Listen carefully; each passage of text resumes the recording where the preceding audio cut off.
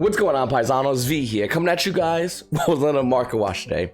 Guys, before we begin, is anyone else going to be buying these Ash Blossom sleeves, playmat, the whole 9 yards from Konami? I'm normally a big fan of Konami sleeves, more or less because I use them for my extra deck, but I don't know if I want to use these sleeves for my extra deck. I'm not a big fan of them. I don't know, I feel like it's too girly, and I mean, hey, if you're a girl out there, I got great extra deck sleeves for you. But for the rest of the Yu-Gi-Oh players, I ain't gonna lie, some guy has these sleeves or this binder. It's kind of silly if you ask me. Even the deck box, I mean, okay. I really wish if Konami really wanted to promote sales of Ash Blossom and Joyous Spring on their stuff, I really wish they made their playmat more of a cloth playmat. That would really promote, you know, Yu-Gi-Oh players wanting to buy something from Konami that's cloth. I mean, we don't have to look too far to see the UDS Exodia playmats or the Stratos playmats being at such a high value. But over here, I don't know why Konami is doing this themselves. They're shooting themselves on the foot by just releasing this kind of stuff. I mean, okay, it might get some sales, but more or less, I don't think a lot of Yu-Gi-Oh players are gonna be really running to this. We still have a lot of other sleeves that we like a lot, like the Hex sleeves. We have the 25th anniversary sleeves with the Yugi and Dark Magician. We have the Kaiba Corp sleeves. I mean, these are all way better sleeves, in my opinion, than the Ash Blossom and Joyous Spring sleeves. And if you guys are looking to pick them up, hey, let me know in the comments down below. I'm just not big and crazy about them. In fact, comment question of the day. Which one of these sleeves do you guys like? Do you like the Ash Blossom and Joyous Spring sleeves? Do you like, and which one, that's Konami specific, I should really say, sleeves that you like, and do you use for your extra deck? Once again, my personal favorite lately has been the Kaiba Corp sleeves. I just love the way they look. Going into the market watch.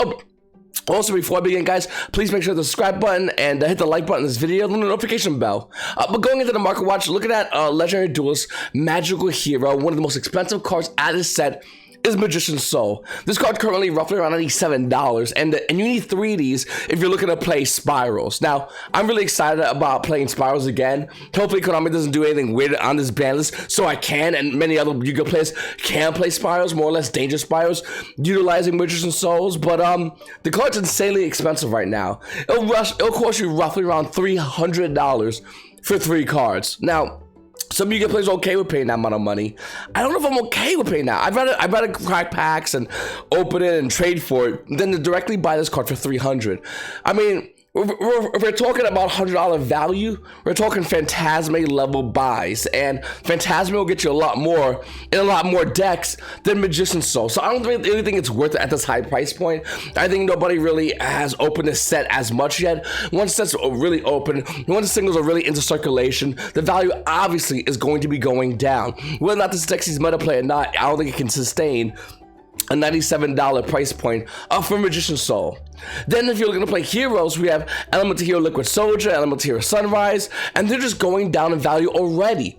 Liquid Soldier, roughly around a $63 market price, is about $59. And look at that Elemental Hero Sunrise with a $49 market price, it's as low as $38. Now once again, these are 2 great cards, and hero players are definitely going to be meta relevant, even more so now with these 2 cards, seeing more meta deck plays and seeing more tops and events.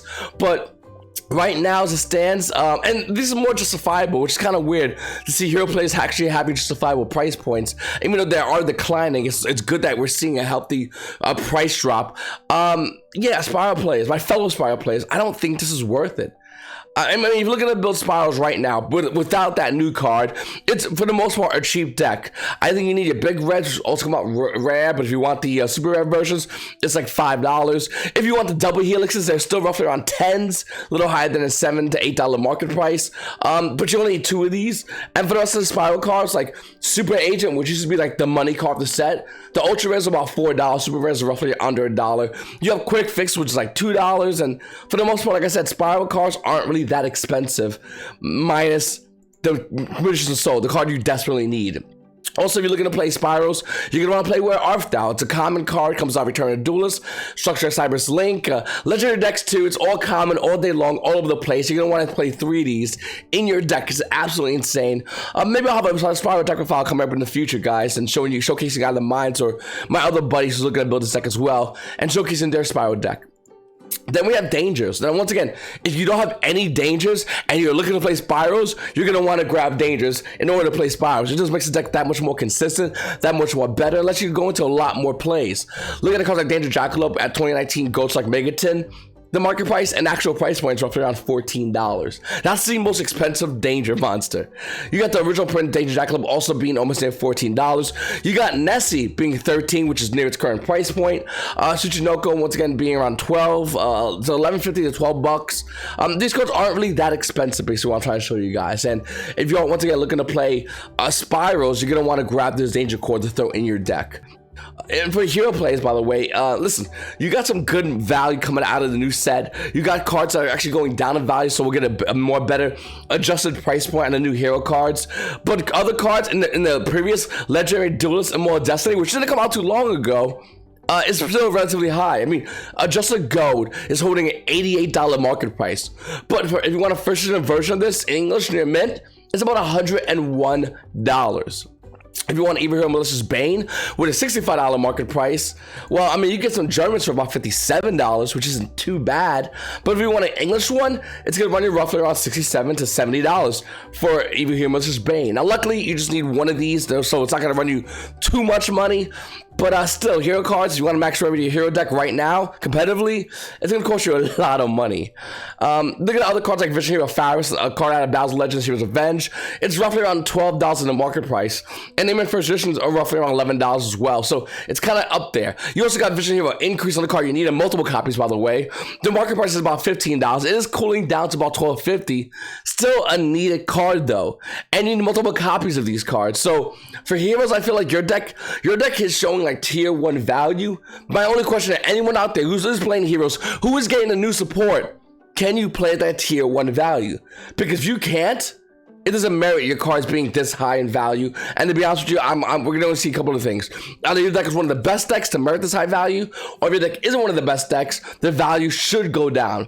I use the word should because I don't know about Malicious Bane and just Gold. I think that value is going to be up there for a while because, once again, it comes out of Legendary Duelist set. In fact, to be honest with you, looking at Legendary Duelist Magical Heroes, I wouldn't be surprised if Liquid Soldier and Sunrise go down in value and spike back up because hero players. People always ask me all the time, especially on Instagram, V, what do you think about this hero card? I honestly have zero idea. I seriously do not know how to gauge the hero market. It's a very huge market. It's not just competitive hero plays. If it was that, it'd be super easy.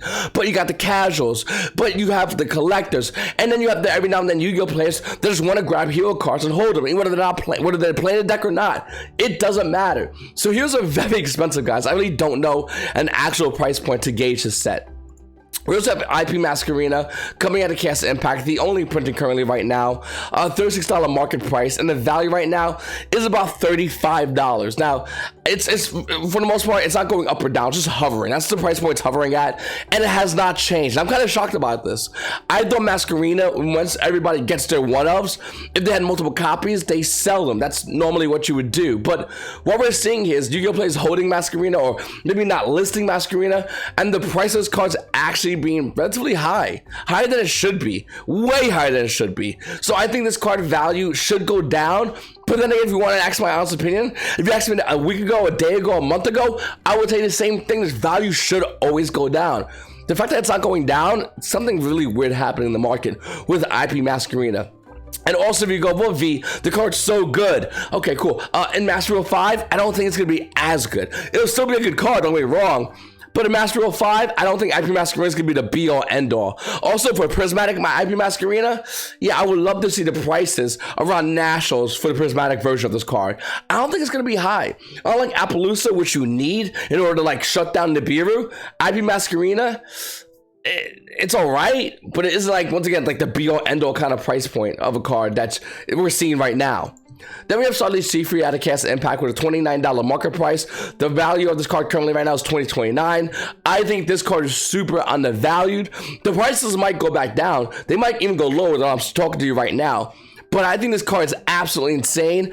I think a lot of Yu-Gi-Oh players that are looking to play any kind of chaos variant of dragons is going to easily abuse this, whether it's being abused right now or any future sets. I currently own 2 of these, and I definitely need to get a 3rd of them. I'll tell you right now, this is a great card. If you don't have one, you're going to want to go to locals and trade for it because it has a lot of viability in the meta. You know, cards like Chaos Dragon 11 year out of OTS Strong Pack 2, $44, and the current price when it's low, it's roughly around $43, is a great card. I think it's a card that can easily be abused in conjunction with Starly Seafree, in conjunction with Omni Dragon Brotor, in conjunction with any of these dragon cards. The game's called Yu-Gi-Oh! Dragons will always be a thing in Yu-Gi-Oh! Konami will always promote dragons, and to be honest with you, the question's not, is this card going to be good as dragon? It's when is this card going to be broken to be hitting the ban list because it's dragon cards. Oh, and especially because we have Super Rejuvenation coming off the ban list at 3.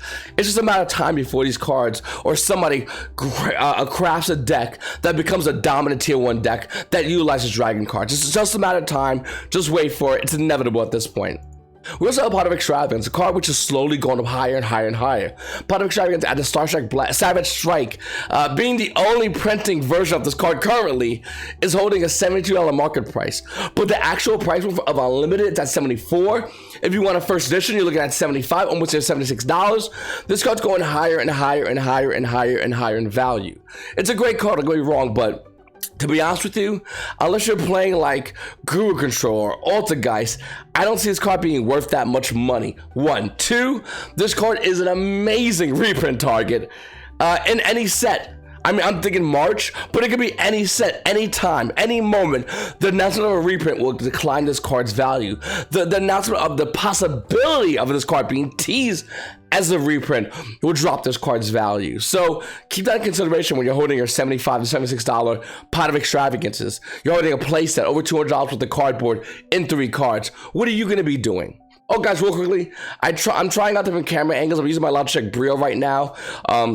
I'm actually recording on my A6400, so I'll have some footage coming out later on today, guys. I'll be trying some things out, but let me know which one you like more, the 6400 or the Logitech Brio I'm currently using right now. Then we have Invocation. Now, if you're not ready for an Invoked, you're probably going to lose to Invoked. If you don't respect this deck, you will lose to this deck. And I think with Invocation as itself, it's a great card. I think Invoked in Master Rule 5 is an amazing deck. And I think a lot of Yu-Gi-Oh players are just passing by and trying to go with more pure builds. Well, pure builds are good, but if Master Rule 4 has towards anything, if you hybrid things, it just makes it more better. I don't know how it works, but it just does. It ain't like Pure Zoo, where Pure Zoo can play Pure and still be the best deck in the room. When you hybrid a lot of the decks that we've been seeing this past meta, the decks are just that much more better. I mean, Strikers, Dracos, Orcus, they'll tell you when they join up, it's multiple boots kicking you in the stomach at multiple times. But look at Invoked and cards like Invocation, I think they're going to be highly used, and the value is going to be going crazy. Ultimate Invocation out of OTS Strong Pack 6 is holding a $45 market price. Lightning Plate's roughly around $45 as well. I think this card's about to explode and go higher in value. There's only 7 price listings on TCG Player, by the way, for the Ultimate version of Invocation. If you want a secret rare, market price is about $16, and it's roughly around that. After that one has sold, though, it goes to $18. After that, it's $19, only 10 price listings. And if you want a super rare Invocation, Shadows of Valhalla, market price is about $11, and we're seeing roughly around $11 with only 14 price listings. Once again, if you don't have this stuff, you might want to kind of grab this, because I think Master Rule 5 Invoked Shadows is spicy. I think Invoked Variants or anything is spicy, and I think when we get multiple deck engines together, it just makes the deck a lot more better. And looking at Invoked, looking at the prices, to me, it feels like, you ever see like a tea kettle when it's about to just and explode? That's what Invoked looks like to me in the market for Invocation right now. We also have Strikers, which I think is still going to be good post-meta in this ban list that we're going to be getting soon. I think Strikers is going to be used as a sub-engine, kind of like how Invoke was used as a sub-engine. I think Engage still needs to be hit, probably semi-limited, if I had to guess. And that was to be the case, the Striker engine can still be a viable engine in the current ban list up until we get Master Rule 5, and then we'll have to talk about it then. But look at it right now, Striker cards like Engage, there's roughly like around $11 for the original print secret rares. 2019 Ultra Rares, they're about $6 to $7, less than the $8 market price. And the Battle Legends secret rares, they're like $6, which I think is the best value, to be honest with you. So I think this is the one that you definitely want to focus on. If you have engaged, another card you might want to focus on would be Sky Striker Ace Kagari. Now I could say super rares, I could say the secret rares, but realistically, the ultra rare version of this card is probably my favorite version right now because nobody's caring about it. Ultra rare Sky Striker Ace Kagari from Ultimate Swan Pack 8 is holding a $29 market price, but it's $25. Once again, I think, especially if you're looking to play Spyros splash a Striker engine in their deck, and I don't think that's unique. I think a lot of decks moving forward, especially post January balance, is going to be splashing a lot of engines in their deck. One of the engines I think is going to be Sky Strikers, not in a huge way like we're seeing it now, but still, it's going to be used. And if that is the case, cards like Sky Striker Ace Kagari Ultra Rare might come back into the meta. It might make its way into the extra decks, and maybe it won't pass a Master Rule 5, but if you're looking to play in this meta, this is the card at max rarity that you're going to want to care about because it's low in value right now. Now, should you buy this today? I don't know. See, you can buy it right now for $25. That's cool. You lock it in. Or you go into post balance when we see Orcus die and everyone playing Orcus Strikers unloads their Striker stuff as well as Orcus stuff onto the market. And when that happens, maybe you get Kagari for cheaper. But you're taking a gamble. You're rolling the dice and you're risking it. So let me know what you guys think about this card. Are you going to grab yours? Are you going to sell yours? Or are you just not playing Striker Engine at all? Or you're going to play a low rarity? Comment down below. Let me know. Anyway, guys, I really appreciate you guys watching my video. It's a short market watch. I have some things I got to do today, so bit of a shorter market watch. And I really appreciate you guys watching my videos. As always, comment down below. Let me know what you guys what you do for extra X sleeves. It's your boy V and YGOPaisano. YGOPaisano, have a great day.